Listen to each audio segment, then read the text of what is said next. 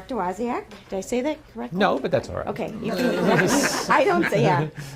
Mark is fine. Okay, with Mark. Vampires in film and television. So he is he's a instructor over in journalism and mass communication, and this is a very popular class here at Kent. Students, I think, get waitlisted a lot to even be able to get into his class. So we are very excited to have him here today to present to you. So welcome, Mark. Well, thank you. I haven't done anything yet. Don't applaud. It's an old Irish saying. Wait till they do something before you applaud. I noticed a couple of my students here, so they're going to know some answers. They're going to know. They're going to spoil some of this. So you guys shut up when I ask certain questions, because you already know the answers to some of it. Or you better know the answers to some of this. Yeah, I got an A. You did. You did. Okay.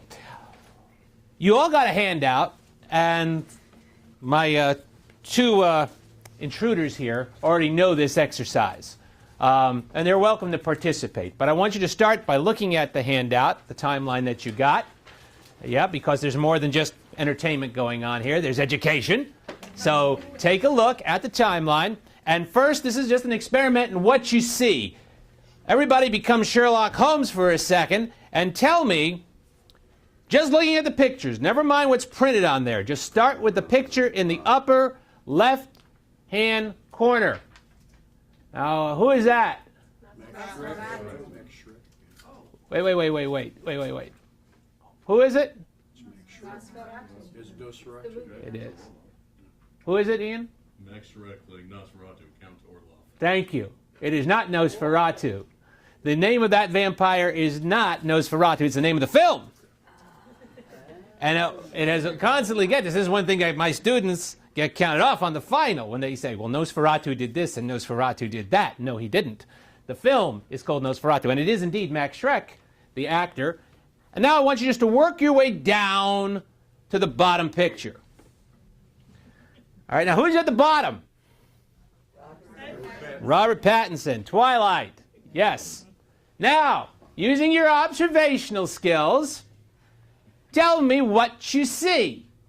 What's happening? One at a time. I heard they're getting better looking. No, they get worse looking. You like the Nosferatu look. What else? Getting younger. What else? They look more human looking. Who said that? Yes. They are beginning to look more and more human, more and more like us. And nobody said it, but it's implied in some of what you said. They are getting sexier and they are getting hotter. So one of the things we're going to do, what I'm going to try to do, what I usually do in 14 lectures, is try to do in 45 minutes, is explain that. This is a journey. And the journey is a 90-year journey. In terms of film, it's a 90-year journey. We're actually going to cover about a few thousand years of history. But we're going to start with a 90-year journey, which takes us from 1922, the release of Nosferatu, the first important vampire film, and get us to today. How did we get from there to there? That's one journey we're going to take today, is explaining how did we go from that. But now we sort of jump all the way back to the original myths and legends about vampires. And folks, here's the flat of it. Every culture's got them. Every society's got them. Every continent's got them. Every place that had myths, legends, fables, and that's everywhere, had a vampire myth of some kind. And mostly, we're talking about animated corpses. Mostly, we're talking about foul things that feed on either blood or psychic energy. We're talking about things that sleep in the earth, smell bad, have bad breath, and are anything but the image of sexy. So how did we go from that, where it all started, to today?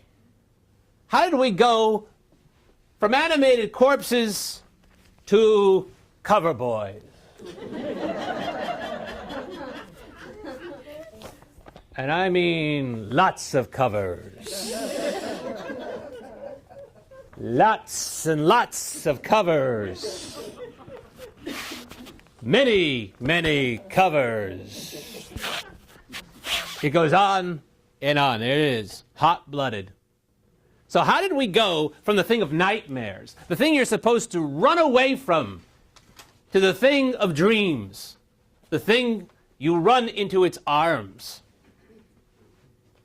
Now let me take a brief second here to ask you all to think. What's the first vampire you remember? Lugosi. Your vampire looked like this. Correct? You would pick this guy out of a lineup. This is what a vampire looks like. And if he could talk, this is what it would sound like. But I asked that question of some of my students, and some of them will say the first vampire they remembered looked like this.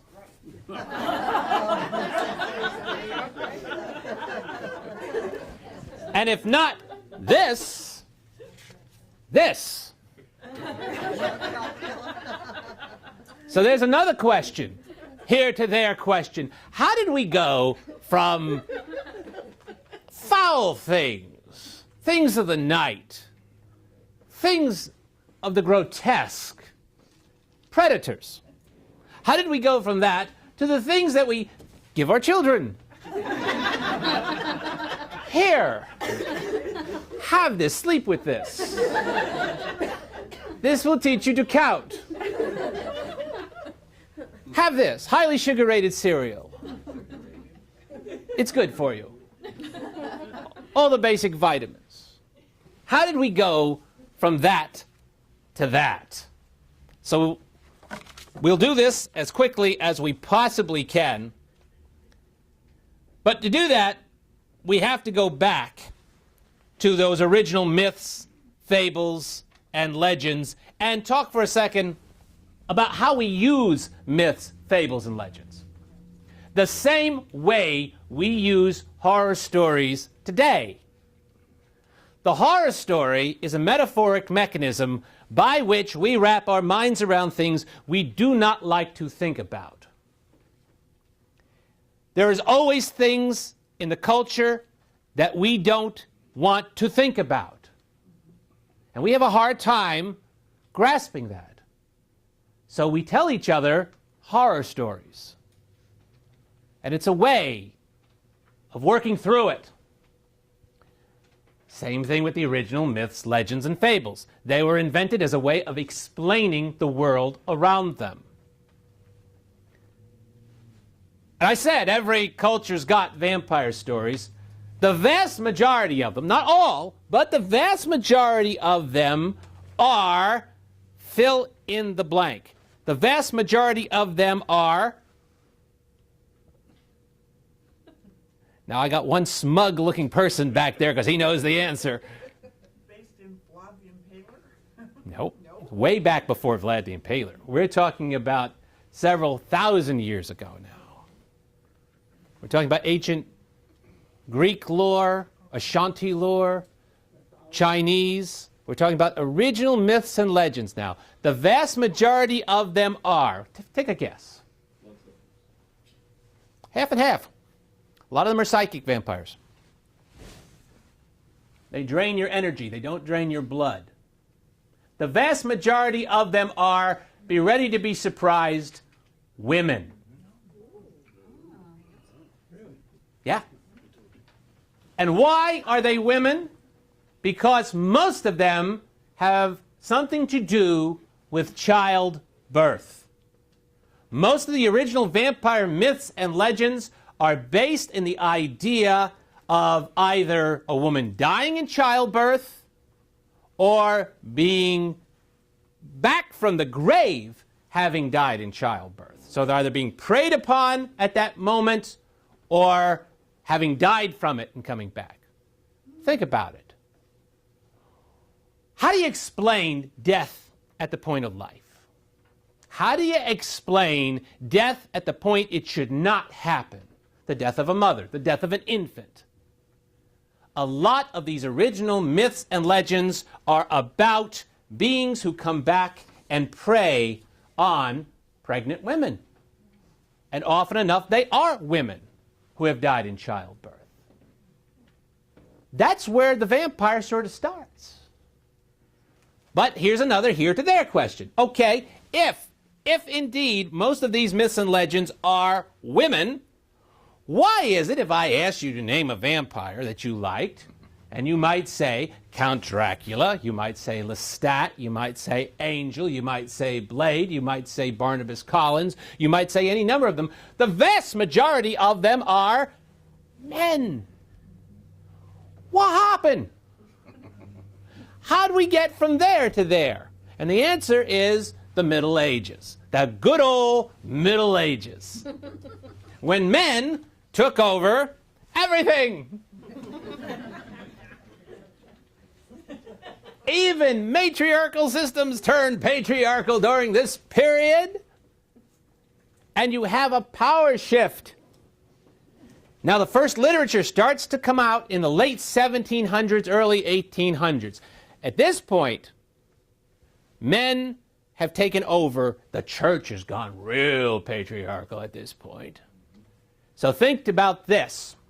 If you've ever heard, Tim Allen's very first comedy routine was called Men Are Pigs. And he would stand in front of a whole audience, sometimes a stadium full of people, and he would say, boy, men are pigs, aren't they? And the whole, men, women, everybody would applaud. And he'd wait till it just died down. And just at that second, he'd look around and go, yeah, too bad we own everything, isn't it? It's good. And that also speaks to this, because when those first stories start to show up, when those first poems start to show up, and you want a power figure, you want the figure of an oppressor, a power figure that's literally sucking the masses dry. Who's it going to be? It's going to be a man.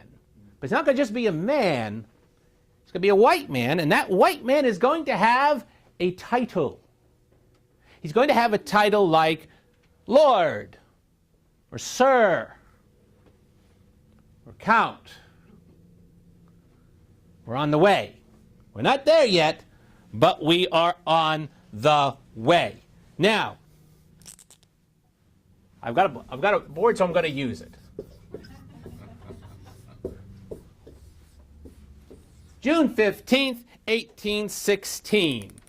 Important date.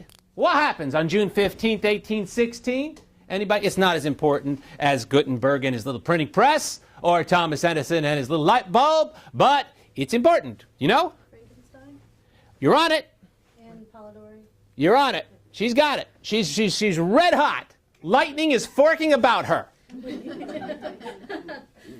She is right, because on June 15th, 1816, what happened was Lord Byron, the leading poet, the leading romantic poet of Europe, was bored out of his mind. That's what happened on June 15th, 1816. He had a pretty good idea of how the summer was going to go. He had invited some friends. He had rented a beautiful villa on the shores of Lake Geneva. They were going to go boating. They were going to have picnics in the woods, frolics, wine on the lawn. It was going to be wonderful. The only problem was Lake Geneva was hit with unseasonable, unprecedented thunderstorms.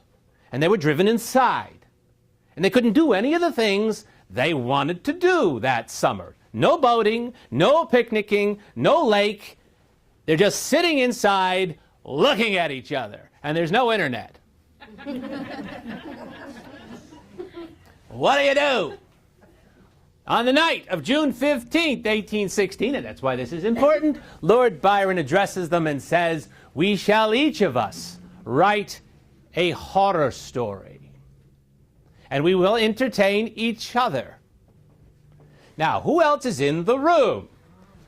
Well, he has invited one of his closest friends, the other leading romantic poet, Percy Bysshe Shelley. With Shelley is his mistress, Mary Wollstonecraft, whom he will marry very shortly, and she will become Mary Shelley.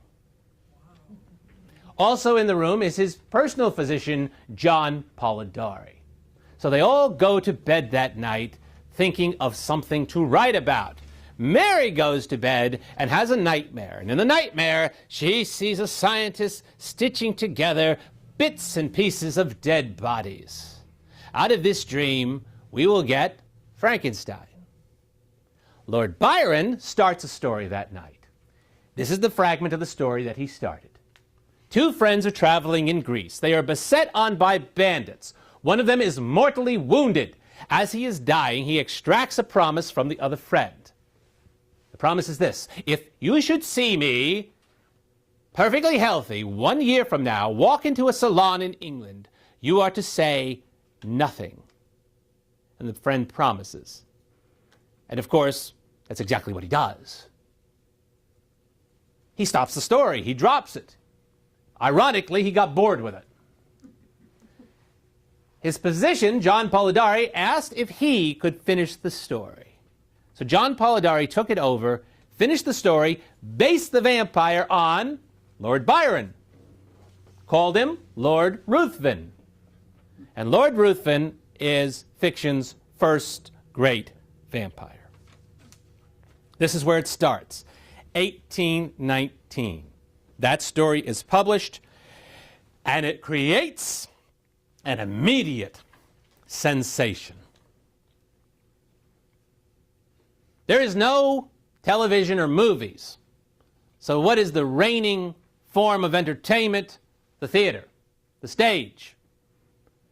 Within a year of the publication of The Vampire, there are simultaneously running in London and Paris play versions of The Vampire. And Lord Ruthven has become a matinee idol. It happened right away. When people tell you, boy, vampires are hot today, aren't they? Everywhere you turn, there are vampires. You can't turn everywhere without there being vampires. That has been true for almost 200 uninterrupted years. Vampires, and here's the secret, have always been hot. We go through little peaks where it jumps up. 1979 was a big year for vampires. The 90s were big, much bigger than now. How short memories we have. And now we're going through a bit of a boom. But the truth is, we always need them, and we always use them. So, 1820s, Lord Ruthven. He is followed in the 1840s by the next great vampire character, Sir, let's see what we just did, Lord Ruthven, Sir Francis Varney. Sir Francis Varney is the vampire in A Penny Dreadful, which runs for 142 installments. What are the Penny Dreadfuls? They are serials. They are in the television of their time for England. Cheaply made chapter books, which were issued once a week. They were called the Penny Dreadfuls because they cost a penny and the writing was typically dreadful. They were writing a chapter a week, folks. Give them a break. Varney the Vampire ran for 142 weeks. 142 weeks of blood, mayhem, murder. And back then, the literacy rates weren't that high. So what this was, and this is what was television back then, you got the one person who could read. That person would get the chapter, and everybody would stand around him, sit around him, whatever they could, and he would read it out loud. It was a communal thing. So Varney the Vampire was enormously popular. Varney the Vampire is not great literature. All of those chapters have been collected. I do not recommend you read them. However, Varney the Vampire was not the best-known Penny Dreadful. The best-known Penny Dreadful of all time was a little story called Sweeney Todd, the Demon Barber of Fleet Street. So now we jump ahead a little bit more, and we get to, surely we're finally getting to him. Nope, one more stop. A story which is published 25 years before Dracula, 25 years after Varney. Carmilla. Carmilla's an exception. Unlike Varney, it is literature. It is written by Joseph Sheridan Le Fanu, a very talented Irish writer who died young. The interesting thing about Carmilla is the vampire in Carmilla is a woman, and she preys on a woman. Now, the subtext in this is so strong, it's hardly even subtext. This lesbian tones of this story were so strong, Hollywood couldn't get near it till the 1970s. They wouldn't touch this story, even though it was one of the classic vampire stories, and everybody knew it. They weren't getting near this story. Nuh-uh. Until early 1970s, you get your first version of Carmilla. And this all leads to 1897 and the publication of Dracula. All right. Here we are. We've made it to 1897. Bram Stoker is the author of Dracula. Bram Stoker wrote 18 books. Tell me another one.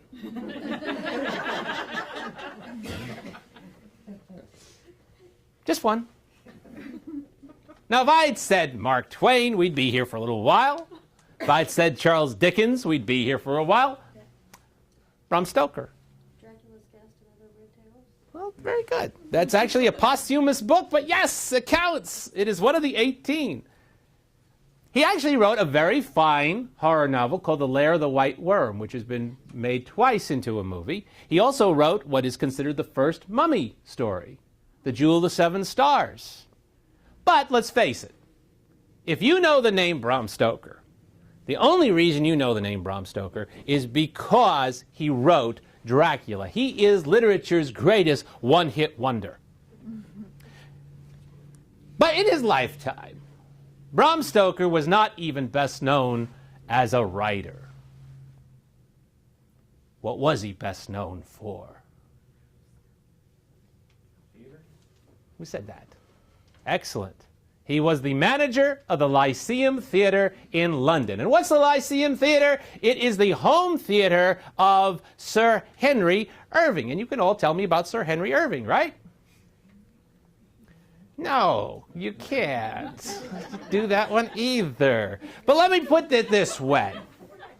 Sir Henry Irving, you could take Tom Hanks, Denzel Washington, Kevin Spacey, Johnny Depp, put them all together, multiply them by 10, and you still would not have Sir Henry Irving. That's how big he was. He was the reigning Shakespearean actor on the planet in the late 1800s, going into the early 1900s. He was so big that he's the first actor who is a sir. He's the first one to get knighted. He's the first one to go down on a knee in front of a monarch. Rise, Sir Henry Irving. And if I was to tell, one more thing. Sir Henry Irving died in 1907. The funeral was, guess where? Westminster Abbey. That's the big room. That's where they bury the kings. That's where the royal weddings are. It just don't get any better than Westminster Abbey. That's how big Sir Henry Irving was. But if you had attended that funeral in 1907, and you were to suggest to them that 106 years hence there would be a speaker at a major university in America, and he brought up the name Sir Henry Irving to a room full of people, and nobody would recognize the name, you would have been thrown out of that abbey with great indignation. But then, if you had suggested that his manager, Bram Stoker, would be better known, you would have been laughed out of the abbey. They would have gone down, falling out of chairs. They would have been laughing so hard. Bram Stoker, the manager? But he did it. Bram Stoker did it by writing a novel about an immortal character, and he created for himself a degree of immortality. And he did it by taking all of the original myths and legends and fables. He did a great deal of research on this book. He read everything that went before it, and he put it all together. He wrote what is still the rule book for vampires. We are still operating under Stoker's rule book. Now, some people reject certain things. Can a vampire look at a crucifix? Does they cast a reflection in the mirror? Mostly, everybody makes a decision in reflection, if you pardon that expression, in reflection to Stoker. It's an amazing book. Bram Stoker wrote a book which was bigger than himself. The vampire as metaphor. What he did was, he stumbled on the best, the most flexible, the most malleable metaphor for horror. I was once talking to a high school class, and the teacher told me they had just read Dr. Jekyll and Mr. Hyde, one of my favorite stories. So I said, oh, okay. Guys, what's it about? You know, high school students, they're very reluctant to raise their hand or participate. Finally, a timid hand went up, and I said, yes. And he said, well, it's about a scientist, and he makes a formula, and he drinks the formula, and this monster comes out. I said, no, no, no, no. You're giving me plot. That's not what I asked. I said, what's it about? What was Stevenson writing about? Timid hand goes up. Yes? I think it's about alcohol. Why? Well, it's a drink. He swallows the drink. It brings out this monster. He can't control it. It works. It's a perfect metaphoric interpretation of Jekyll and Hyde. So another hand goes up. Well, maybe if it's about alcohol, maybe it's about drugs. After all, he makes the formula out of drugs, and then he can't find the right drug to keep it under control. Maybe it's about drug addiction. Maybe. That works too. Some people think Stevenson was writing about man's response to God. I didn't create me. You created me. Why am I to blame for the way I am? Some people think that Stevenson was writing about the balance and the ongoing battle within every individual between good and evil. All of those metaphoric interpretations of Dr. Jekyll and Mr. Hyde work. But here it is. Stevenson never told us why he wrote Jekyll and Hyde. Thank goodness. It's up to you to decide. Now, as good a metaphoric device as Jekyll and Hyde is, as good as Frankenstein is, they are shallow little saucers compared to Dracula. Dracula is an ocean compared to them. And for many, many reasons. Dracula embodies everything that it is to be human. First off, he's the one monster who can pass for human. Vampires are the only monsters that look like us. Let's face it, folks. If you have the werewolf or a zombie or the mummy over for Sunday dinner, they're going to attract attention. People are going to say, you know, but the vampire can blend. He can infiltrate. He can be the person sitting next to you. Be the person who follows you to your car tonight. That wasn't fair, I know. He can be the person who's working in the next cubicle. He can be anybody. So that's one reason he's perfect. Another reason is, if you look at Dracula, and if you look at the book, and you look at that amazing moment of that Victorian era when science and suppression were... Into that brew comes Dracula. And Stoker was a man of science, and he was also fascinated with the occult. He was fascinated with religion, and he was fascinated with the theater. And he put all of that stuff into Dracula, and he no more told us why he wrote it than Stevenson told us why he wrote Jekyll and Hyde. We know how he wrote it. All of his notes are at the Rosenbach Museum in Philadelphia. I've been through every page of them.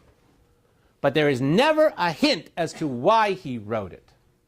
And that's the challenge of that book. The challenge of that book is vampires do not cast reflections in the mirror. So that book challenges you to look into the mirror and say, what's staring back at you? What did you bring to that book? What dreams did you bring? What aspirations? What hopes? What fears?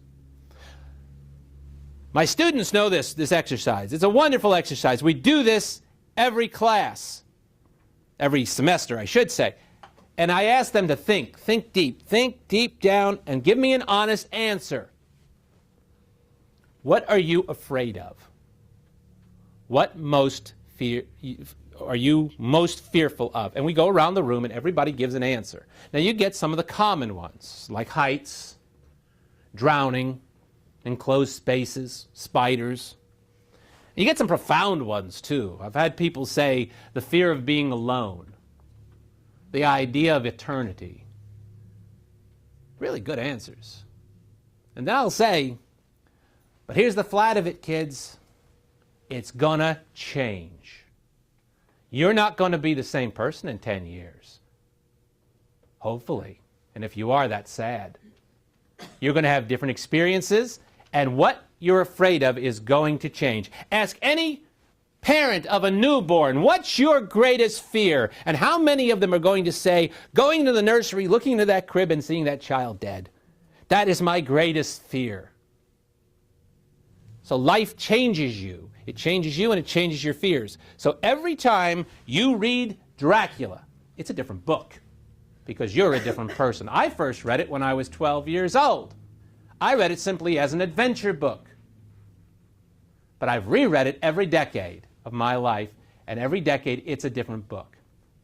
The words on the page are not changed. So where did the change come from? And in that vampire character, under that cape, what does Stoker bring? Oh, not much. Life, death, eternity, the possibility of eternal life, religion, sex, although what kind of sex is really up for grabs in Dracula. We could be here all night just talking about that one. Well, that's not much, is it? There's no other monster that wraps all of that up into one little metaphoric package. Because the vampire presents the great Faustian question. Here's the deal. Join us, and you will live forever. You will never grow old. If you are old, you can grow young. You will never know pain. Anybody you wish to be attractive to, you will be attractive to, and they must bend to your will. You can control the environment around you, including, to some limits, the weather. How'd you like to have that one in Northeast Ohio? You have the ability to change shape, and you have the ability to hypnotize and mesmerize, and you can have this logically forever. Do you take the deal? Oh, wait. Oh, I forgot. There's another clause down here I forgot to mention. You also have to sleep in a box all day and live on blood and be a predator. It's an amazing question. It's an amazing offer. And Stoker knew it. So in Dracula is all of this running around. Some people will say, well, Stoker really didn't realize what he was writing. Hell, he didn't.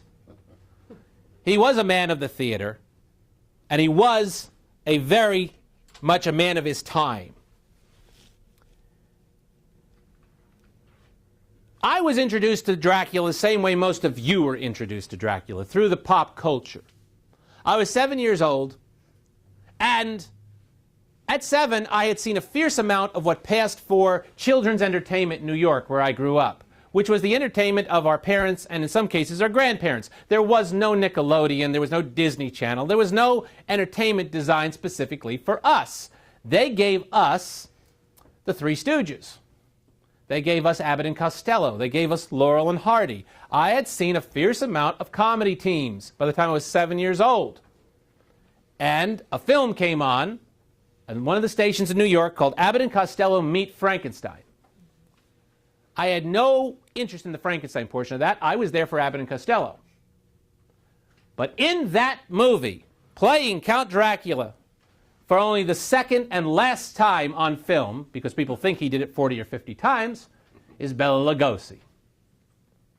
And that performance got me by the throat. That performance turned me into a horror fan.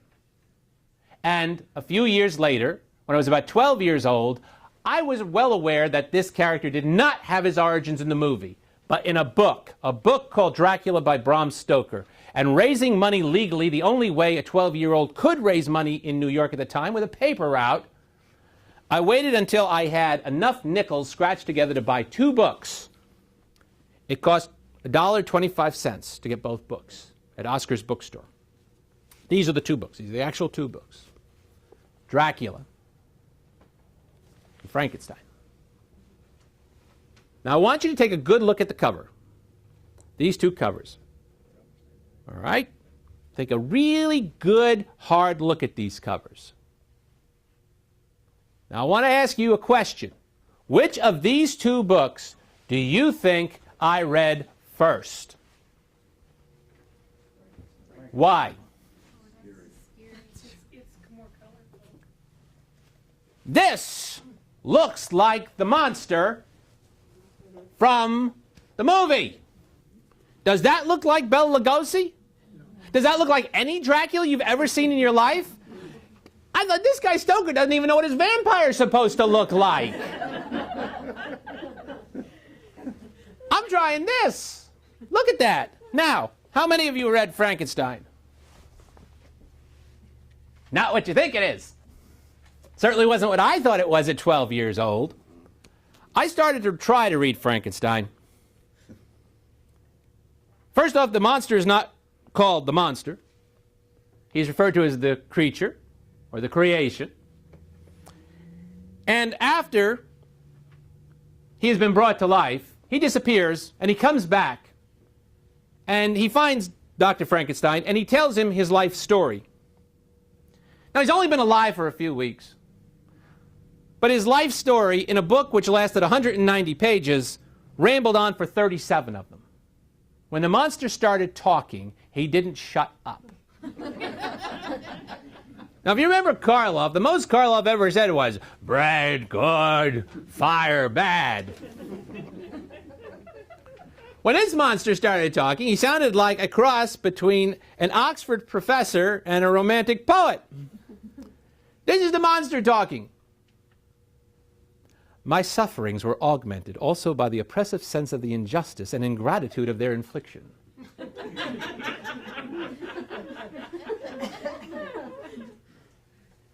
Folks, I had to read that one 3 or 4 times before I got my mind around that.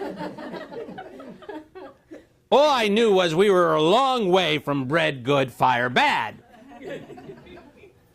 But I was a stubborn little cuss. I was a mean little dog that wouldn't go down. So, when I started a book, I finished it. So I dragged myself through this book, losing flesh at every turn, and finished it. And I threw it aside and said, "Phew." Now, how eager do you think I was to pick up this book?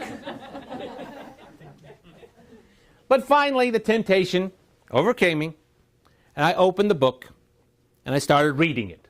And when I did, the most amazing thing happened. A hand shot out of this book. On it was a jeweled ring, and it grabbed me by the throat, and it would not let go. This book read like the Sherlock Holmes adventures I'd already been reading and loved. This book was giddy-up go right from the start. I couldn't believe how good this book was. 10 years later, I read both of them again. And when I started to read them again, I would have bet you cash money that this was the longer book. Had to be. This one is 3 times longer. However, I will also tell you I could not believe how much this book had improved in 10 years. I was more ready for the psychological underpinnings of this book at that point.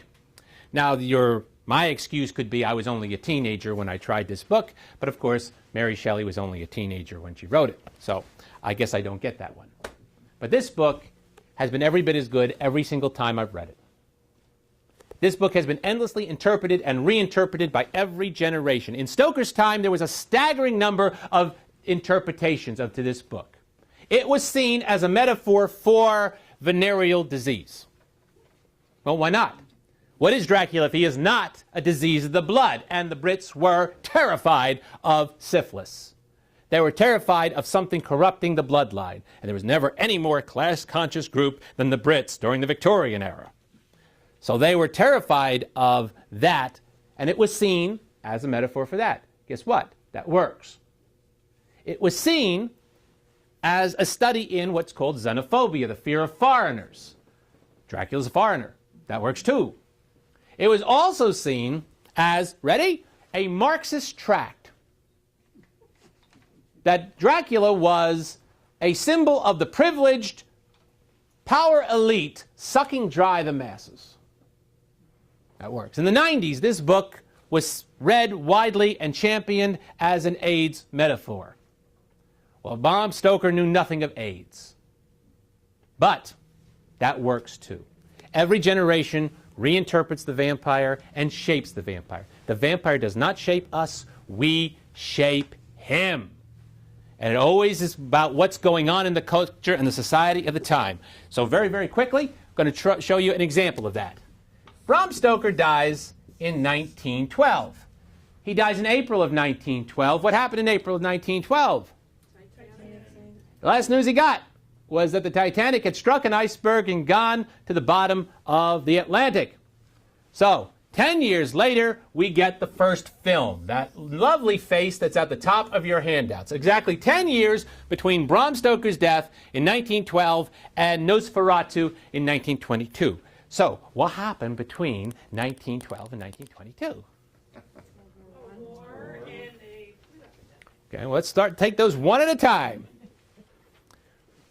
All of you said World War I. Well, we hadn't started numbering them yet, but yes.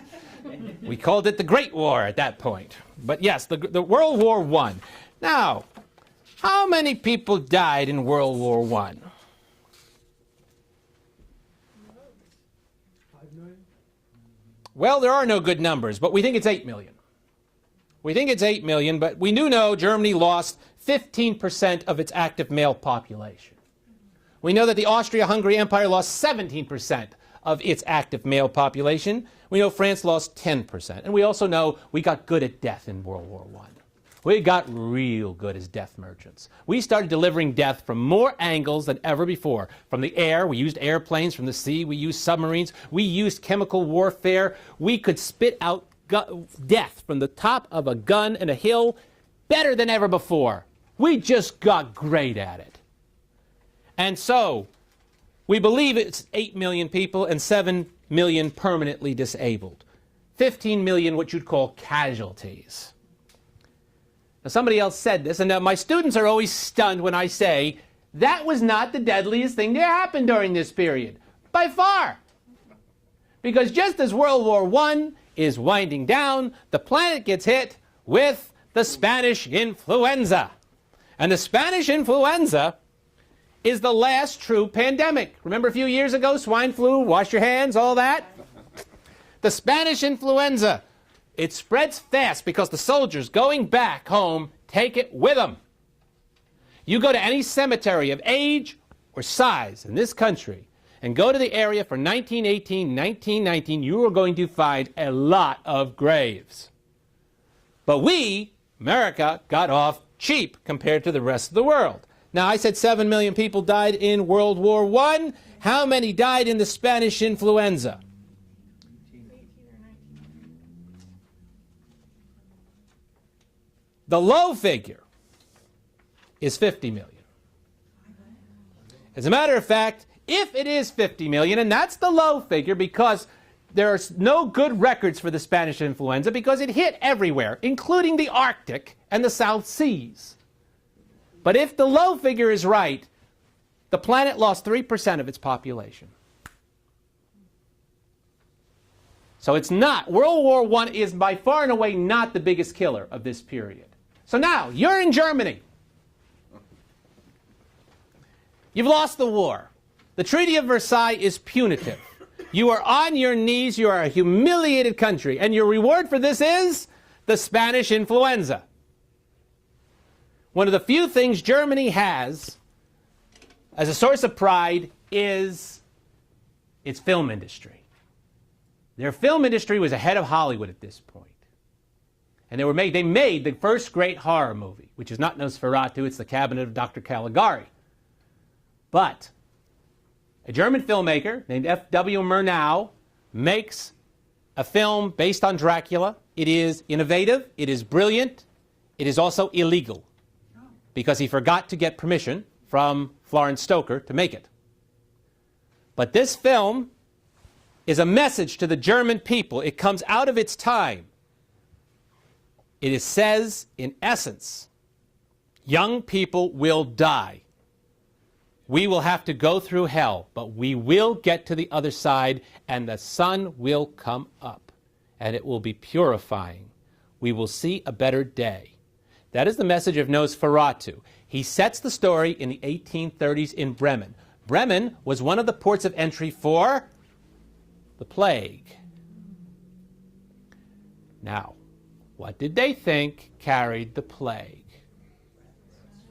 What was the fleas on the rats? But yes, the rats were the carriers. Now look at that picture again at the top of your handout. Did the penny just drop? He's supposed to look like a rat. And if you miss the point and you watch Nosferatu, rats are all over the place in that movie. He is the symbol of pestilence. He is a throwback to the original myths and legends. He is inhuman. So 9 years later, we get Bela Lugosi as Dracula. How did that happen? How did we get a vampire that looked like that and then get a vampire that looks like Lugosi? Here's the answer. Once again, it's the times. And it's also the medium. Florence Stoker gets ahead of it now. She realizes, I got to get in charge of this. I'm going to authorize a version of Dracula, but it's going to be for the stage. The stage version is all set in an English drawing room, which means Dracula has to walk into this drawing room without paying attention to himself. Can that first guy on your handout do that? No. So first thing we do is we got to clean him up. We got to give him a haircut. We got to give him a nice set of clothes, evening clothes, a cape. We got to make him look good. That's where the costume comes from. It comes from the stage. Every Halloween costume for decades say thank you to the stage, because that's where that came from. And then we're going to make him sexy. Now, my students have a hard time getting their mind wrapped around the idea of this being sexy. So I have to explain it to them. And when I say it, this will just be just like the rat. Who was the reigning sex symbol of the silent screen? And Rudolph Valentino is tall, foreign, slicked back black hair, angular features, sharp nose, long expressive hands. This is the vampire as Valentino. This is sexy for 1927, which is when Lugosi first played the part on Broadway. That is it, folks. That's how they did it. They hired a true Transylvanian, Bela Lugosi. And Lugosi gave the vampire a look and a voice. Most importantly, a voice. Lugosi could speak very little English when he was... I'm abusing the time limit. Do you want me to keep going, or do you want me to wrap this up real fast? Yes? How could he have that accent in a British drawing room? I mean, I know Bill... Because he was a visitor from Romania in the story. So he's supposed to be a foreign count. So, Lugosi has this marvelous voice, but he speaks very little English when he gets the part. Matter of fact, he learned his parts phonetically originally. So he took pauses where nobody else would take pauses. And in the theater, it was great. He had this line in the theater, and he had a classically trained voice which could reach the back of the theater. And the line, no American would have read it this way. But this is the line. Listen to them, children of the night. What music they make. No American actor would have read it that way. But it sounded like a voice rumbling over the centuries. It sounded right. And Lugosi mesmerized a generation. So Lugosi's interpretation holds sway for a number of years. You have other people playing Dracula. You have people like John Carradine adding a certain courtliness to it. You have Christopher Lee coming in the 1950s and adding raw power and sensuality to it. Everybody brings something to the mix. And then, 1967, turning point year, 1967. Some of you have recognized this. This is the wolf's head cane. It's been made in Germany since the 1840s. It is a silver head tempered with nickel to make it strong. It is also the cane that was carried by Barnabas Collins. Now, the whole history of the vampire story is balanced at the tip of this cane. This is where it all changes. And this is why, and this is how. It happened in the unlikeliest of places, television, daytime television. Soap operas at that time were for one audience only. Women who were at home. Housewives. They were generally set in hospitals. The main characters were doctors and lawyers and their families. And there was always a lot of intrigue and a lot of cheating and a lot of this and that. And it was about really voyeurism for a certain set. My grandmother watched As the World Turns, as she ironed. She never called it As the World Turns. She never called it a soap opera. She said, my story. I'm going to watch my story now. So 1967, here comes Dark Shadows. So actually 66 it starts. And when Dark Shadows started, there was nothing scary about it. It was what was called a gothic. There was nothing supernatural about Dark Shadows. The creator was Dan Curtis, who looked and sounded like a longshoreman. But he loved the old Universal horror films, and he wanted to do something with that feel. But not the scariness, because he was doing daytime television. Problem was, nobody else wanted it. And after a few months, Dark Shadows was going down the tubes. It was in danger of being canceled. It was very close to being canceled.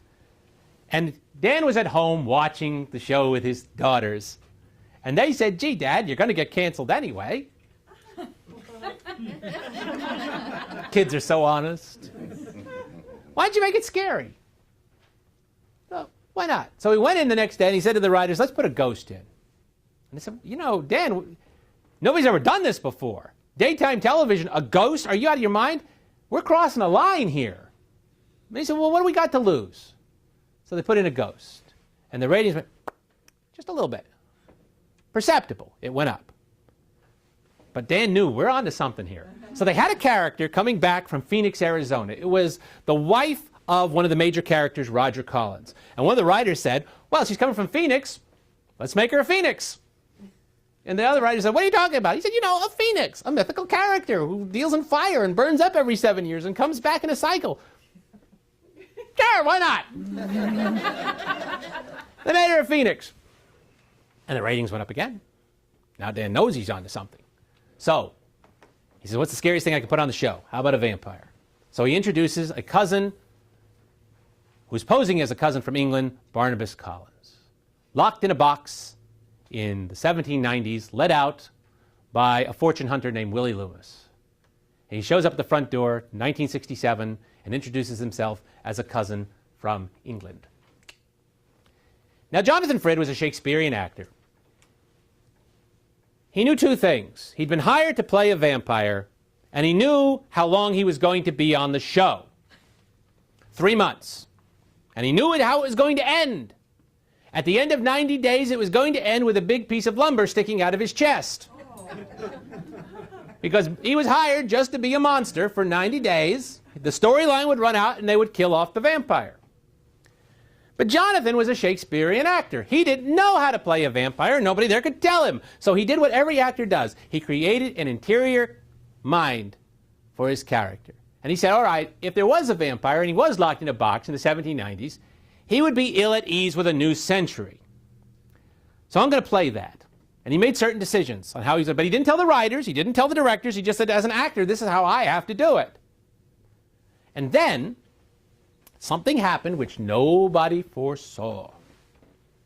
The vampire got a fan letter.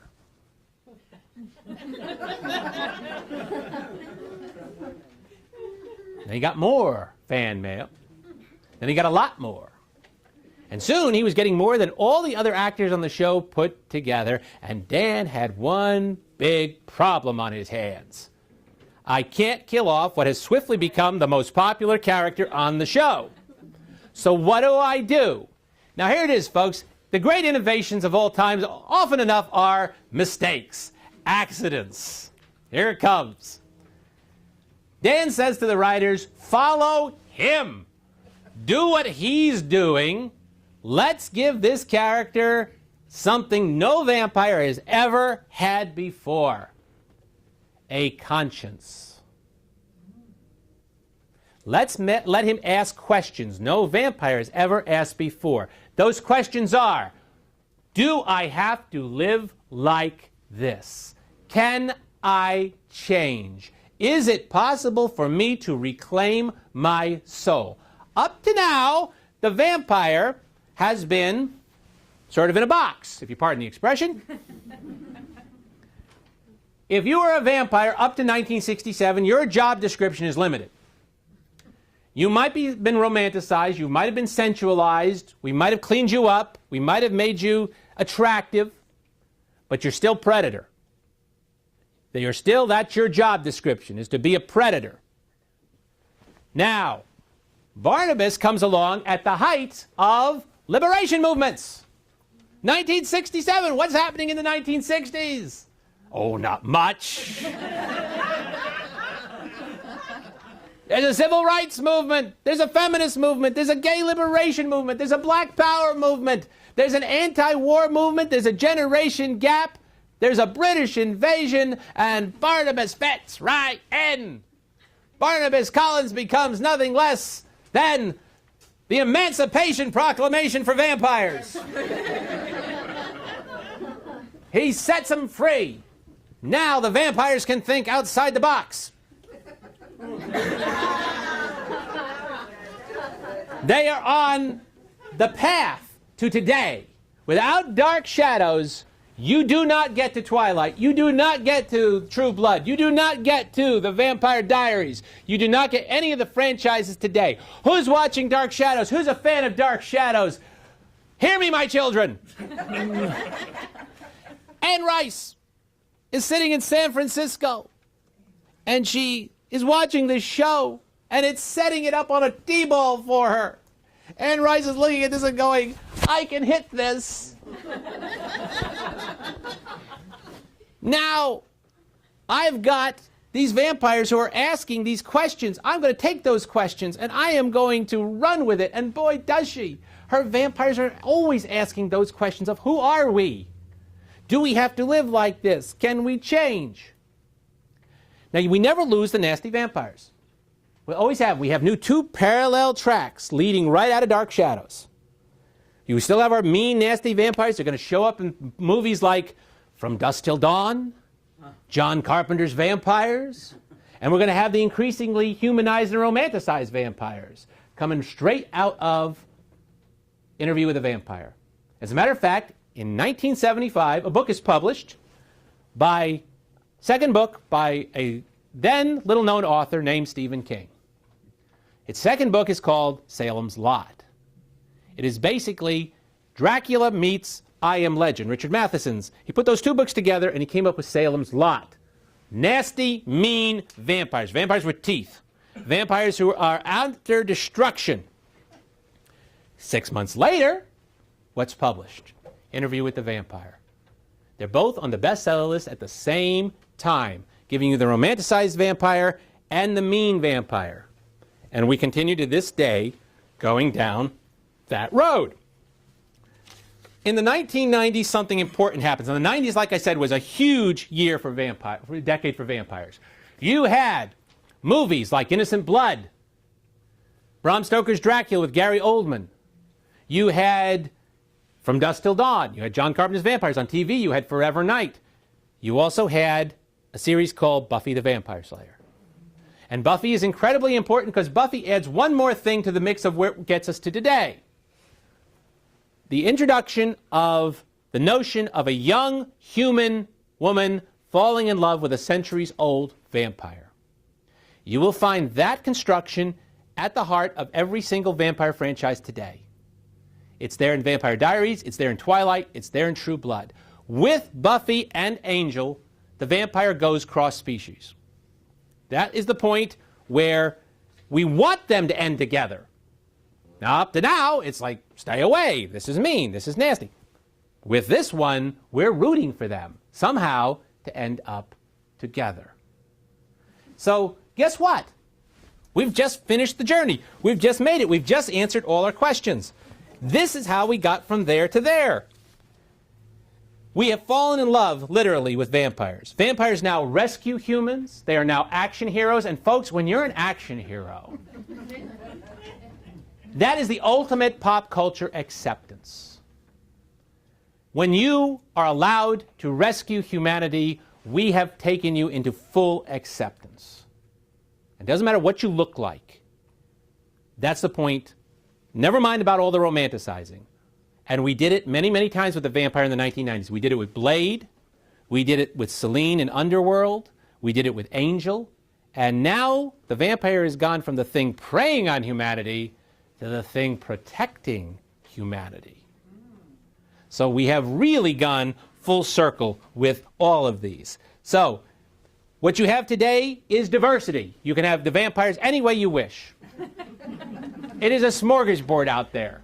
We have vampires for young teens, young girls, young women, boys, video games, comic books, graphic novels, TV shows, you name it, they're everywhere. And what we've introduced is diversity. They no longer just look like this. They now can look like Blade. They now can look like Selene. They now can look like all of you. Because the vampire has truly been accepted and brought into the mainstream. I know there's a lot of things I did not talk about. So I will take your questions, and if there's anything that I left out, and I'll go back and pick it up. But any questions? I drove her out. Yes? I just wondered how Bram Stoker's papers ended up in Pennsylvania. They're in Philadelphia, and the two guys who ran the Rosenbach, they were private collectors. They were two brothers named Rosenbach. The question was, how did Bram Stoker's papers end up in Philadelphia? They're just his Dracula papers. They bought up an amazing number of collections having to do with British authors. I spent a little time in the Rosenbach studying Stoker's papers, and I was only there for Stoker's papers. But I went down to the gift shop, and I noticed they had a lot of stuff about James Joyce in the gift shop. So I said to the curator, I see a lot of Joyce down there. And he said, oh, well, we've got the manuscript to Ulysses. You got what? Now, at the time, I played Dickens in our theater company. And every year since 2001, I've played Dickens. And in the early years, I'd grow the full door knocker beard. I'd start around September. But I kept getting work for Mark Twain, can you tell? And little makeup needed for that these days. So I lost the growing season for the beard. I would get work in but by that year, I was actually growing the beard. And the curator said, you know, you look a lot like Dickens. And I said, well, I'm going for the look. Yeah. And he said, well, we've got some Dickens stuff. And I said, isn't that cute? They've got some Dickens ephemera and they want to show it to me. You know, what have you got? You know, well, we got what exists of the manuscript of Oliver Twist. You got what? Yeah, and we've got some chapters of Nicholas Nickleby, and we've got some of their card stuff out, and I can't believe it. You know, and they're handing it to me. You know, I'm touching Dickens' writing. You know, it's like, so this museum is it's an amazing collection, and it's because these two brothers went back in, like, we're talking about like 1918, 1919. They started collecting, and they bought up a whole lot of stuff. So the Rosenbach is now a repository for British research. Yeah. Yes? You mentioned werewolves, and I was just kind of wondering, has that always been included as like an enemy in vampire lore No. as well, or when did that kind of No. No. As a matter of fact, that's very recent. As recent as the 1940s. When I say recent, I mean 1940s. The werewolf as the antagonist for the vampire is really a construction of Hollywood, coming out of movies like Return of the Vampire with Lugosi and Abbott and Costello Meet Frankenstein, where the werewolf becomes the natural enemy of the vampire. In fact, there's a lot less formalization of the myths and legends before Hollywood gets into the picture. The vampire, as an entity, is a werewolf. He can turn into a wolf. It's one of his powers. So the werewolf and the vampire were always considered very close on the mythological scale. And there's a lot of different werewolf myths, too. I mean, there's a lot of different interpretations on the werewolf. The idea of them versus us, that comes out of our culture now. Have we ever been more divided as a culture, as a society, as we are now? Have you ever seen more us versus them in our society than there is right now? And that's reflected, it's always going to be reflected in the horror story. There it is, the werewolf and the vampire. Them versus us. They're groups. They don't like us, we don't like them. They don't understand us, we don't understand. Where do you think that's coming from? It's coming from us, folks. It's not coming from them. You can't write anything in your time and not be influenced by your time. Shakespeare was influenced by his time and what was happening politically in his time. So is the horror story. And this is what my class gets over and over and over again. There's a wonderful movie. It's not wonderful. As a matter of fact, it's an awful movie, but it's wonderful to study. It's called Return of Dracula. It was made in 1958 with a Czechoslovakian actor named Francis Lederer playing Dracula. And it was made at the height of the Red Scare, and it is the vampire as the communist metaphor. Wow. Dracula is coming from Romania, an Iron Curtain country, and he is posing as a relative of this adorable family in California, and they accept him. And you don't have to look too hard to say the communist could be the guy next door. He could be your uncle. He could be the guy sleeping in the next room. You know, it's got that paranoia all over it. It's just a different type of Red Scare is all it is. It just happens to be a vampire in blood. But they used it. They latched right onto it in 1958 and used the vampire as a metaphor for one of the great fears of that time. Yeah. I want to go back to the accent. Okay. Lugosi? I grew Sure. up in Germany, and I know it's not German, but It's Hungarian. yeah.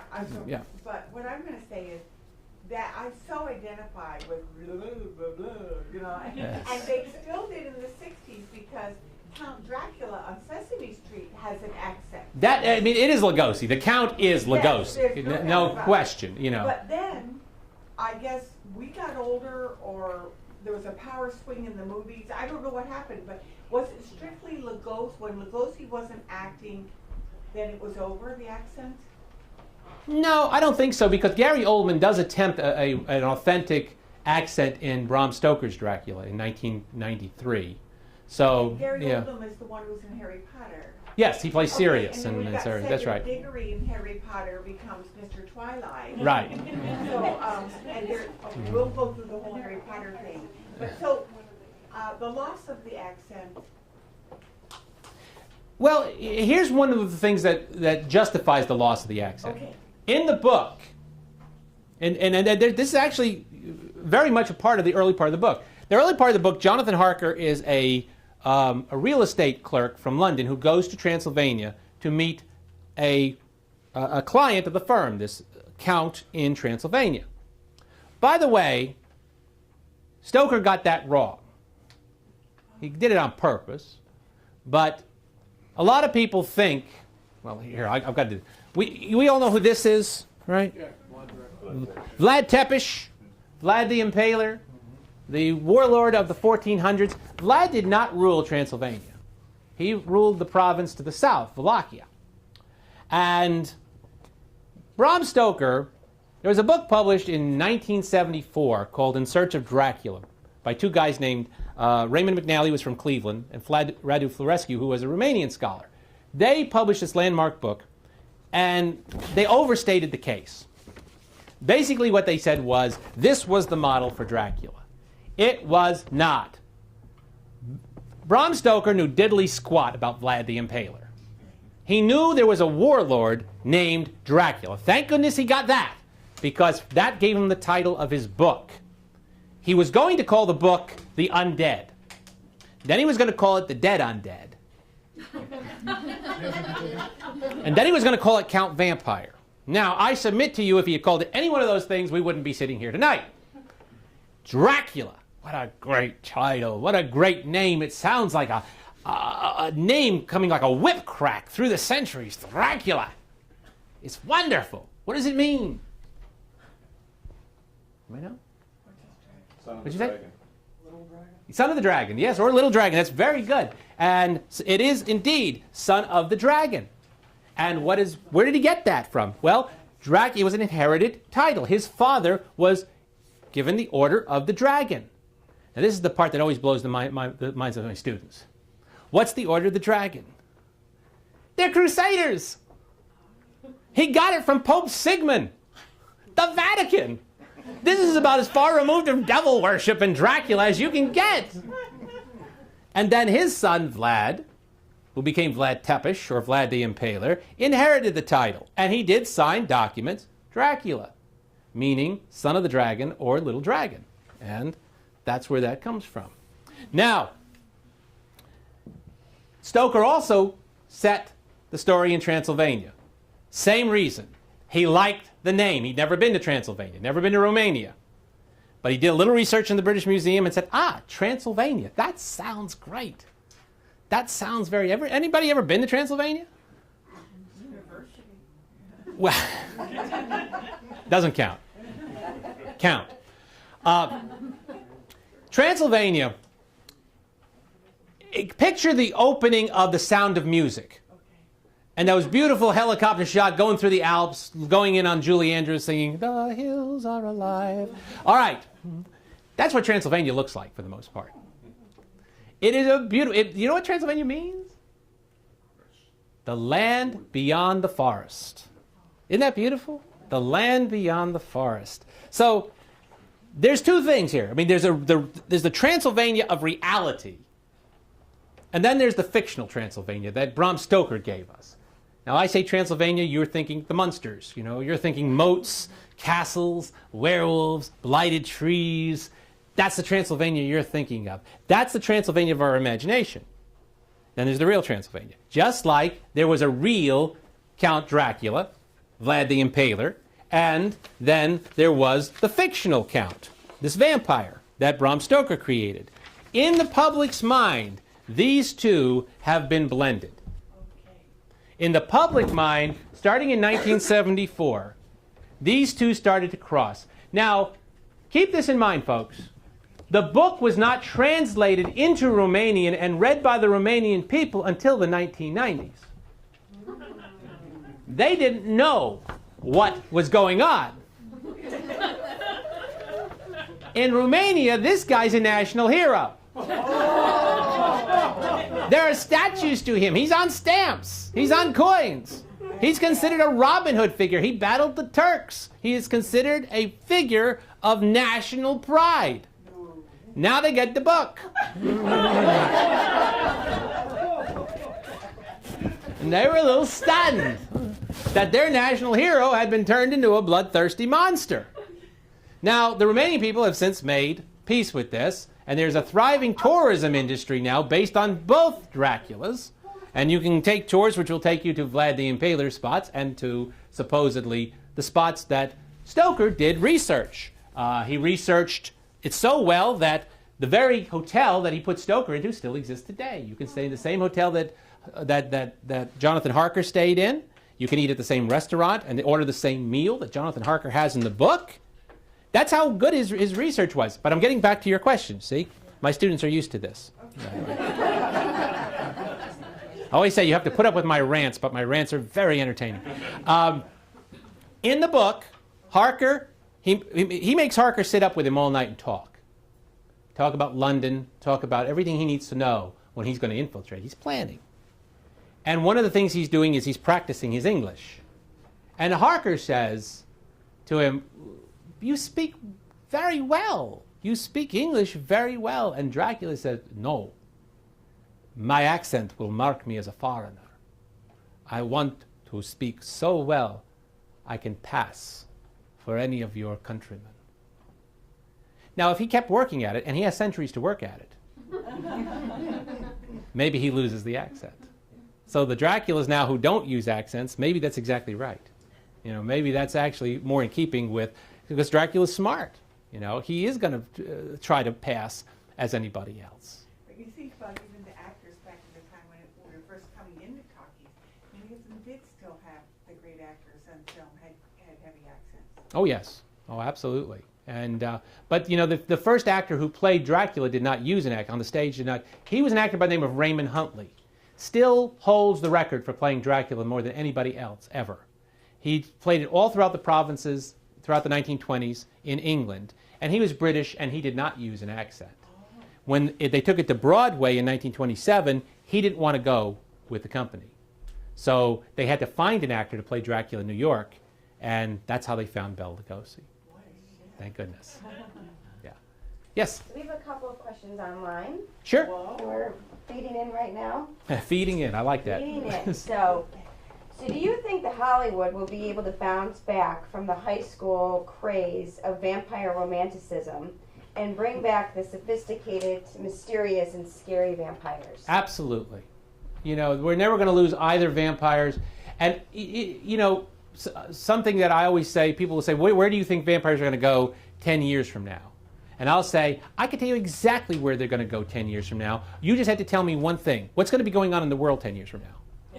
You tell me that, and I'll tell you what kind of vampires we're going to have, because it always reflects the culture of the time. And right now, we're going through a certain phase. But even within the teen vampire stuff, like I said, you see an awful lot of the culture reflected in what's going on. Always do. We're never going to be done with vampires because they're so useful. They are so good. See, they serve our purposes. We don't serve their purposes. They are so good at reflecting and embodying our fears and desires, and no other monster does that. Yes? When did vampires start making other vampires? Right from the start. In Dracula? Well, Dracula. Now, here's the question, though. See, blood is very symbolic in Stoker's book, and he uses a lot of biblical references. I'm amazed at what he got away with in his book, by the way. And not the least of which is the sheer amount of religious symbolism which is straight. You know, the fun thing about Dracula is all of the characters in Dracula are Protestant. Now, it's on Protestant soil. Most of what takes place in Church of England, England. Most of the characters and the vampire hunters, Harker, Mina, Seward, all of them are Protestant. There's only 2 Catholic characters in the book. Dracula, he's Catholic. Yes. And the symbol of good, Professor Van Helsing, arising from the Netherlands to come and battle him, to go mano a mano with him. The 2 power symbols are Catholic, all being surrounded by Protestants. And there's this wonderful scene early in the book. It's in most of the movies. You know this scene, where Harker or Renfield, depending on which character they use, is leaving the inn and going to Castle Dracula, and the old woman comes up with the rosary. And she takes the rosary and she puts it around his neck and she says, "Here, wear this for your mother's sake. It will protect you." And in the book, Harker says, "I'm Protestant. We don't believe in idolatry. We don't believe in those kinds of symbols. Henry VIII got rid of all that. But I found a certain peace by knowing it was there, and it does save his life in the castle."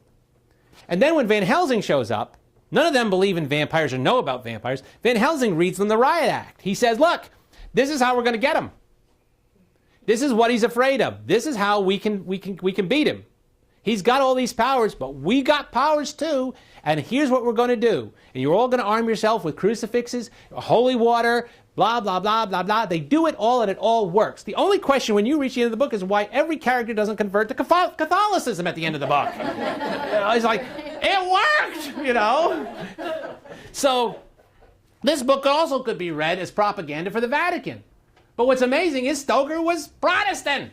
He was Irish, but he was raised in the Church of Ireland. So it's an amazingly rich book that way. I mean, that's just one little aspect of the book that you could just talk about forever because it's so fascinating. Anybody else? Yes, yeah. But we can. One more coming in online. You're gonna have to throw me out. It's okay. Okay, so Patricia wants to know, what about the recent popularity of zombies, and is Hollywood going to romanticize them? Yeah. Oh, they already are. There's a BBC series now about a young man who has found a serum that he can reclaim some of his humanity and not live like a zombie anymore. Absolutely, that's what's going to happen. It's already happening. Zombies are more recent, though. The first zombie movie does not even show up till 1932.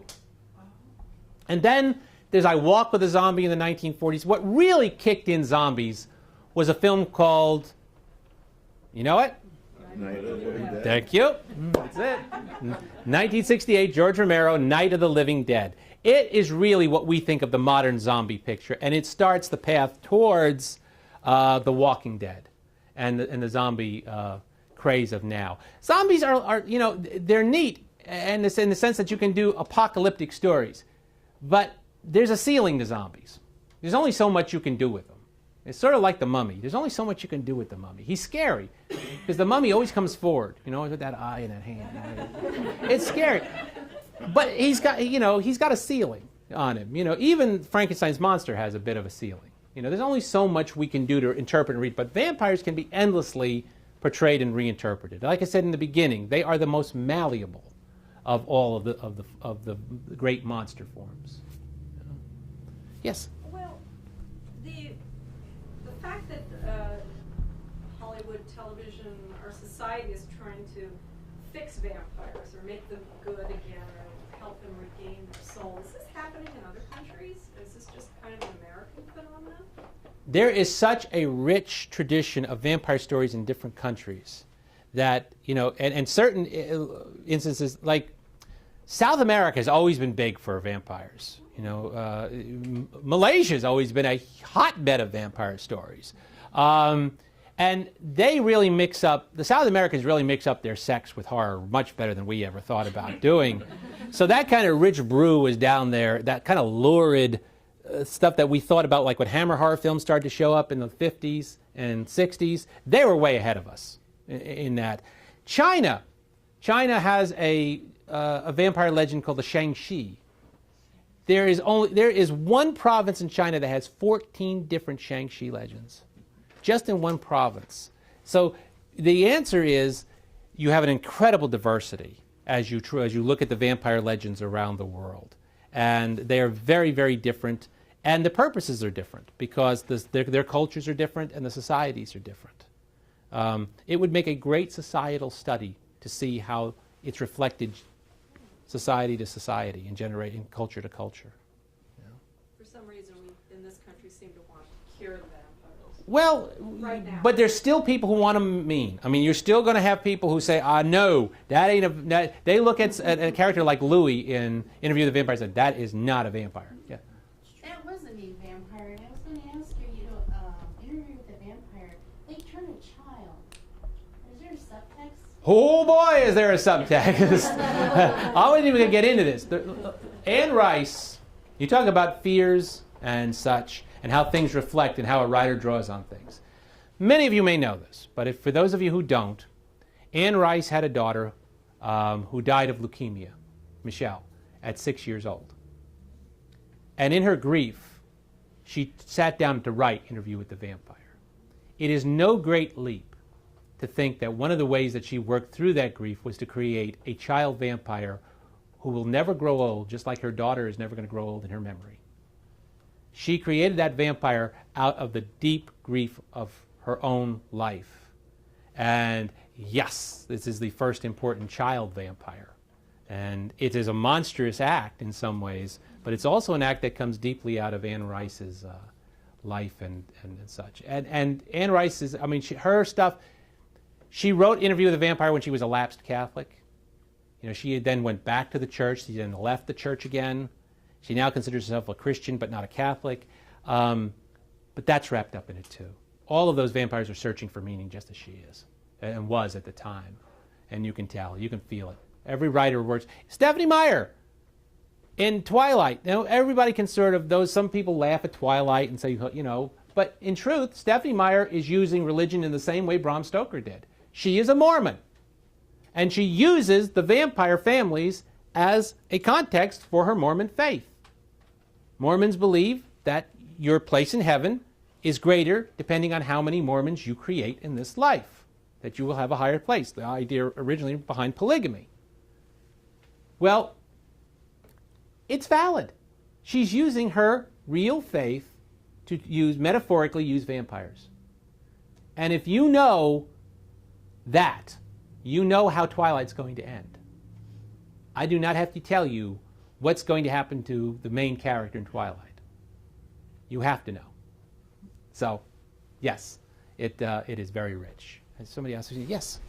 How close is Lord Voldemort to Dracula in the Harry Potter? I'm going back to Harry Potter. I really enjoyed that.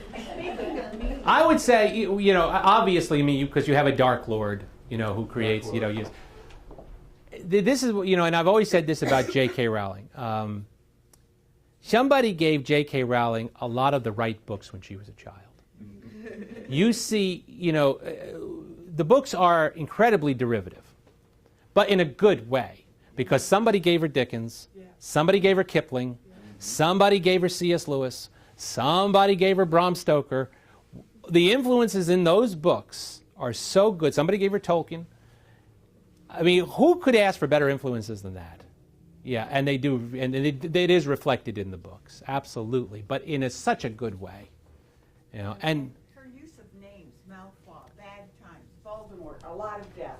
I mean, the whole time I'm reading, I'm translating names to my husband because they're right on the target of the character. And that's Dickens.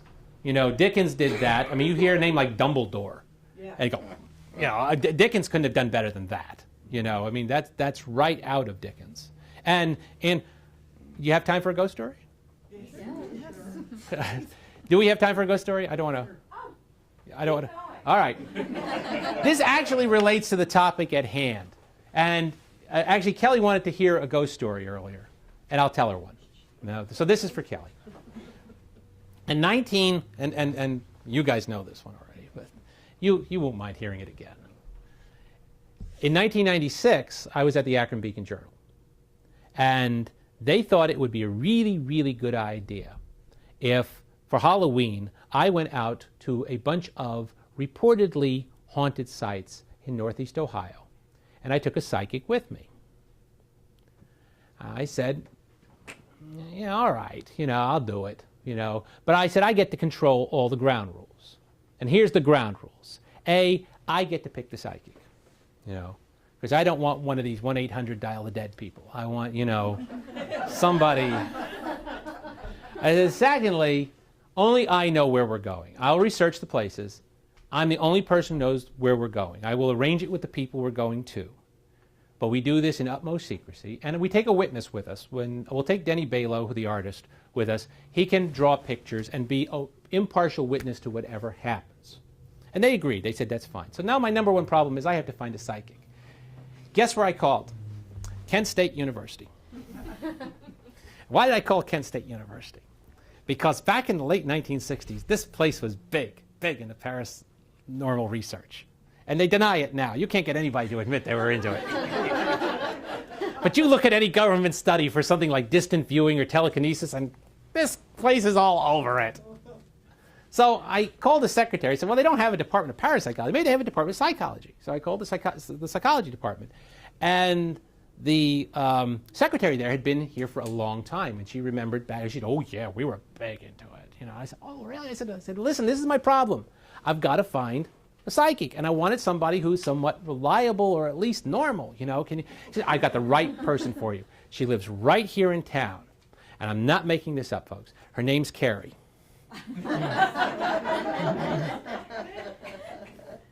And her name was Carrie Kanya. She has since moved to New Mexico.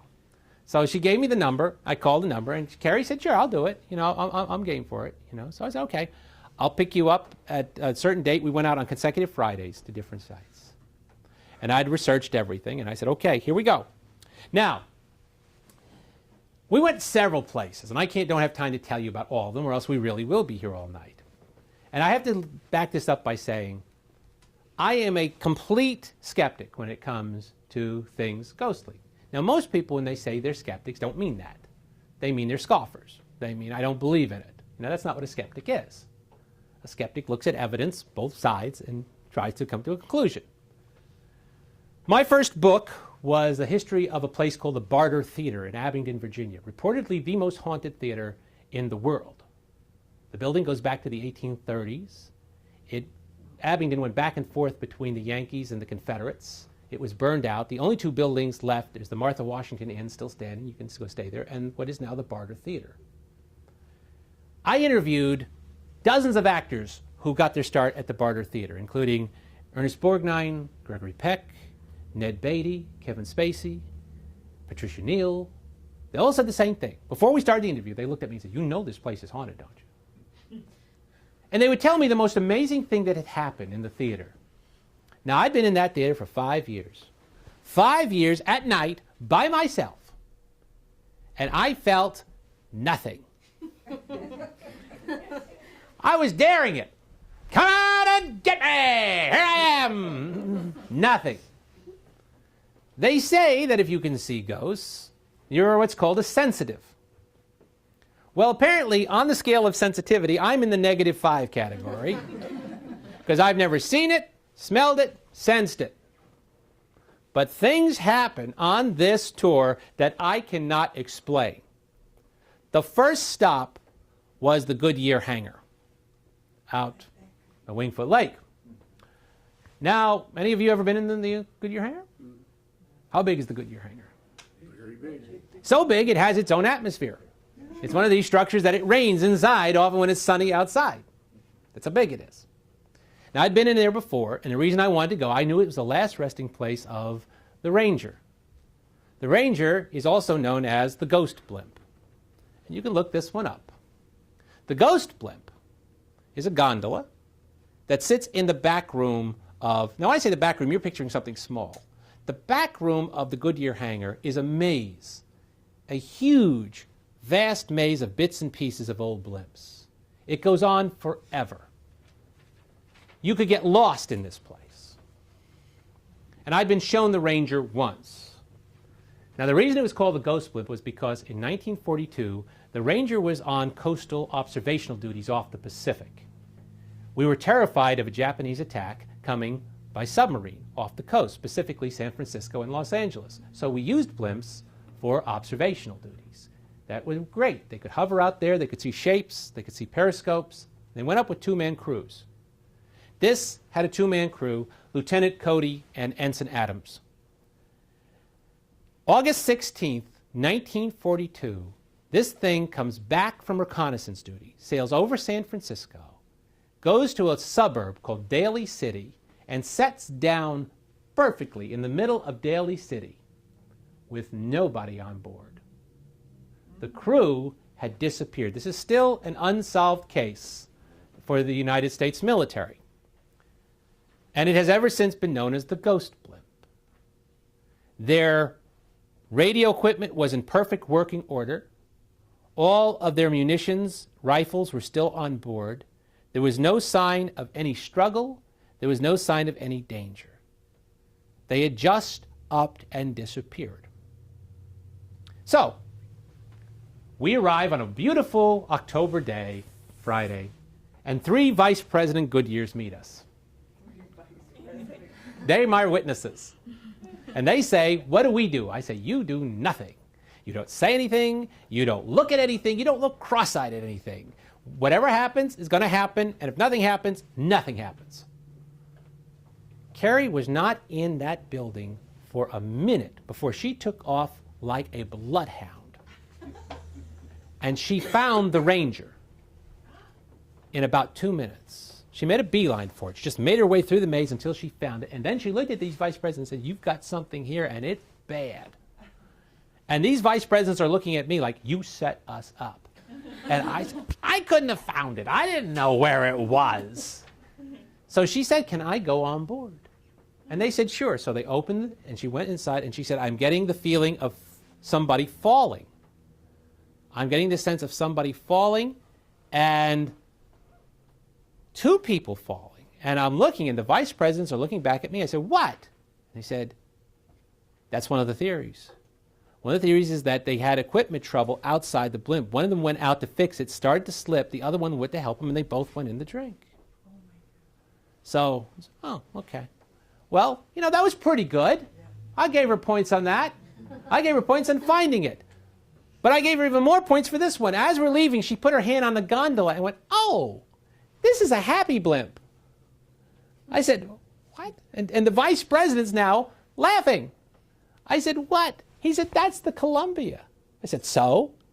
He said, it was stationed in Hollywood. It had light duty. It was called the party blimp. So, I told you that story so I could tell you this one. One of the other stops was the Civic Theater in downtown Akron. Now, the Civic is supposed to have 3 ghosts. Richard Hodges is still the stage manager there. He was the stage manager then. Richard Hodges had told me about this. Ghost number 1, how many of you have been in the Civic? Okay, you know the great, beautiful, grand stairway that leads to right in the middle of the lobby. Go to the top of the stairway, right to the left. People feel a very, very warm, welcoming presence there.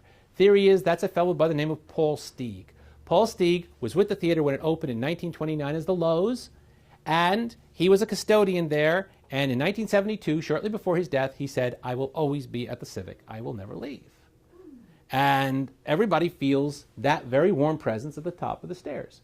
Ghost number 2 is in what used to be the lighting booth, is now the projection booth, up above all the seats. That is considered a very serious presence, a very stern presence. Workmanlike, not scary, but just very much on the job. But ghost number 3, and the most interesting thing is, any of you ever been behind the scenes at the Civic? Have you been underneath the stage? No. Okay. The Civic was built to accommodate both stage shows and movies. So there are dressing rooms under stage, built over what's the old canal system. And you reach it by a stairway off stage left. Stage left is the actor's left. So, off stage left, stairway, you go down and you enter what I can only call catacombs. A series of hallways all leading into dressing rooms. To the extreme left is a long hallway, and if you look all the way back, people have seen a woman in a long, flowing blue dress going into a room down towards the end of the hallway. And she walks to the room, they go down, and there's nobody there. The interesting thing about this ghost is that she's been witnessed by 3 presidents.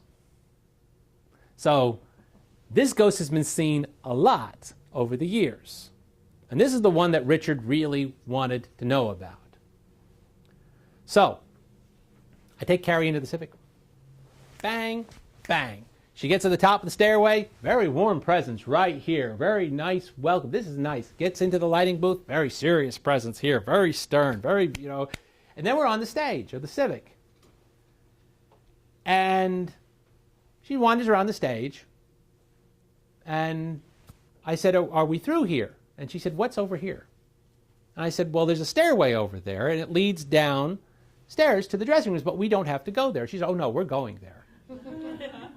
I said, okay. We walk down the stairs, and she looks down the hallway, and she walks down the hallway, and she stops, stands still in front of that room, and she looks in the room, and she looks at Richard and says, you have got a strong presence here. It is a woman, and she's crying. And she's older than the theater. Now, the theory had always been it was an actress. Why not? Actress, costume, old dress. He said, no. She goes back to when this was a canal stop. She fell. She hit her head. She doesn't know she's dead. She's waiting for her husband or her fiancé to show up on a canal boat that's not coming. Now I'm standing next to her. I don't see nothing. And then she says, she just came up to me and said, "Where is he?" And I'm thinking, like, I could be standing here by myself and I would not feel anything or know anything, and I'm not feeling anything now. I'm telling you this as the truth.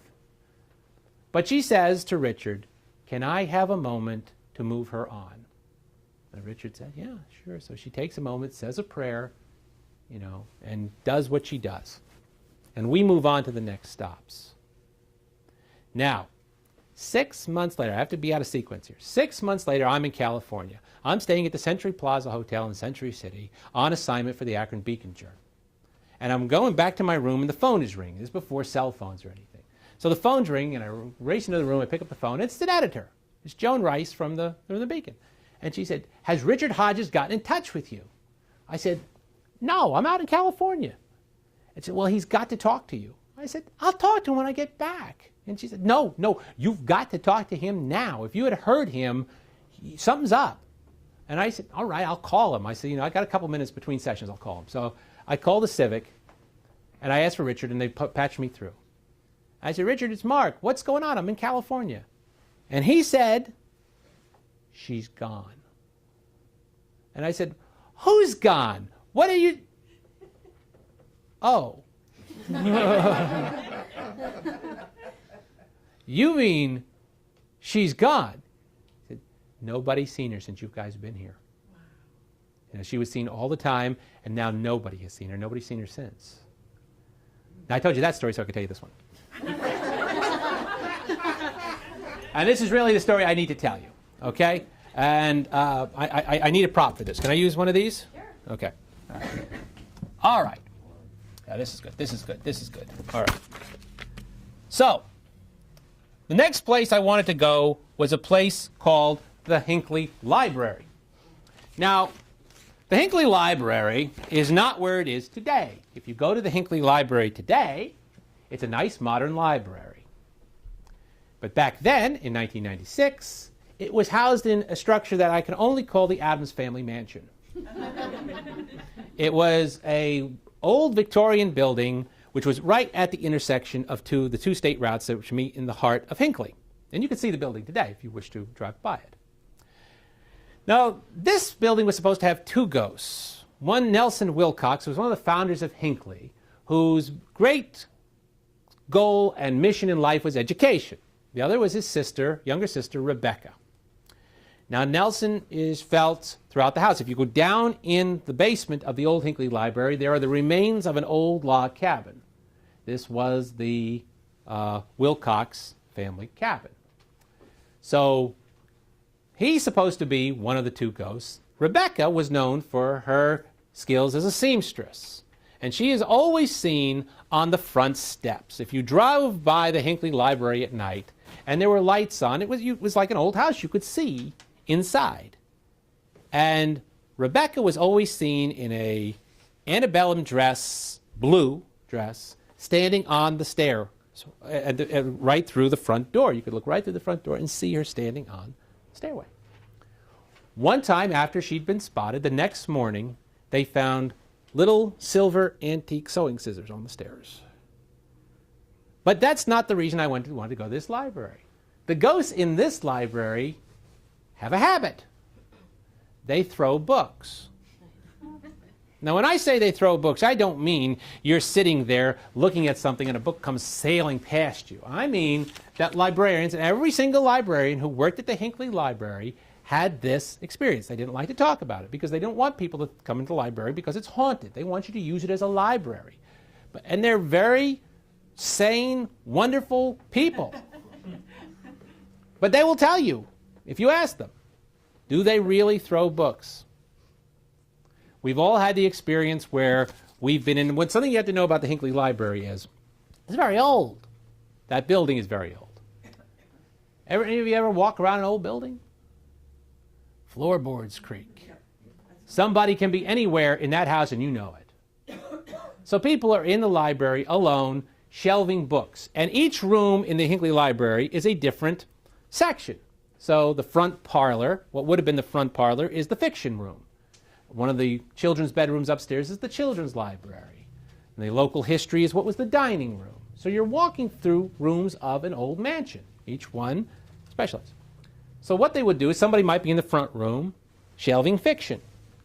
And they get through shelving the fiction, and they leave, and they come back, they leave to get more books, they come in, and the books they just shelved is sitting in the middle of the floor on the carpet.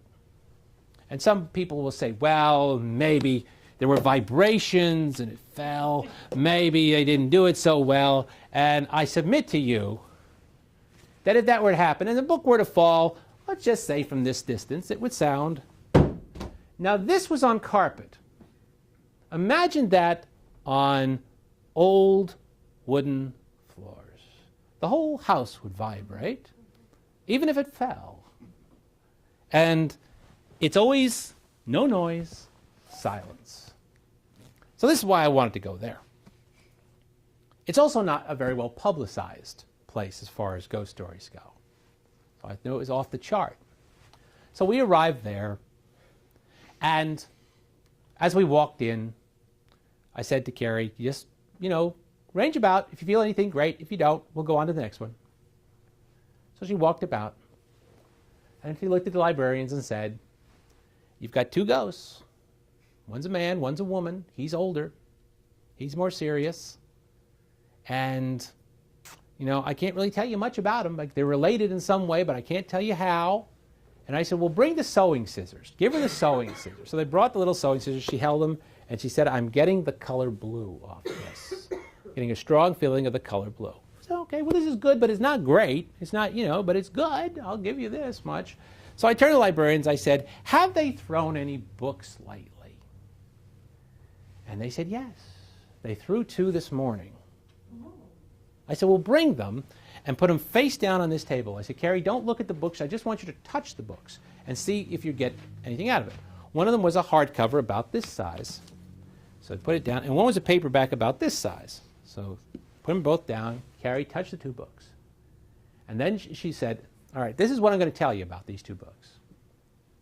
They're related in some way. Somehow they're connected.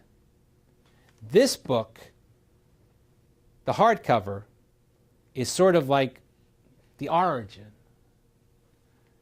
And I'm getting the feeling of great admiration and influence coming from that book onto the smaller book. It's all going from that book to the smaller book. And all the feelings are those of love, respect, admiration, and influence. And she said, and that's all I can tell you about them except one other thing. And she looked at me and she said, they're somehow connected to you. And I said, all right, let's turn them over. Let's see what we got. So we turned over the hardcover, and it was Memnoch the Devil by Anne Rice. And we turned over the paperback, and it was Oliver Twist by Charles Dickens. And I said to them, does this mean anything to any of you? And they all said, including Carrie, no. And I said, well, it means something to me. And that's this. 1 year ago, this month, I interviewed Anne Rice in Cleveland. And she told me the writer who influenced her the most, the writer she had the most admiration for, was Charles Dickens. She also told me that she wouldn't have been a writer if it hadn't have been for Charles Dickens. And I said, and if you want another twist on this, Dickens is an old expression for the devil. People used to say in England, go to the Dickens. Why the Dickens did you do that? And I said, and if you want just one last twist on this, and I reached into my pocket and I pulled out a cassette, I said, this is Oliver Twist. It is the soundtrack to Oliver. I recorded it last night to have something to listen to in the car. And Carrie looked at me and said, they knew you were coming.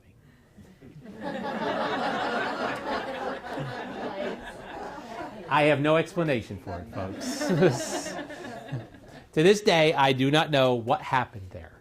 But I submit it, as Rod Serling would say, for your approval. Are there any other questions? I probably warn you all. You know, Mark Twain, who I play, used to have an expression, you know, it's time to go because my feet are tired and you are tired. So, but I will point out, as a point, you'll get the commercial now. We have books for sale. Lovely, lovely books about Dracula, the bedside bathtub and armchair companion. They make lovely Christmas gifts. But I do encourage you, even if you're not interested in a book, come on up, take a look at some of the items that I've brought from the crypt, if you will. Come on up, kick the tires, and take a look at what's up here. And thank you for putting up with me this long. Thank you.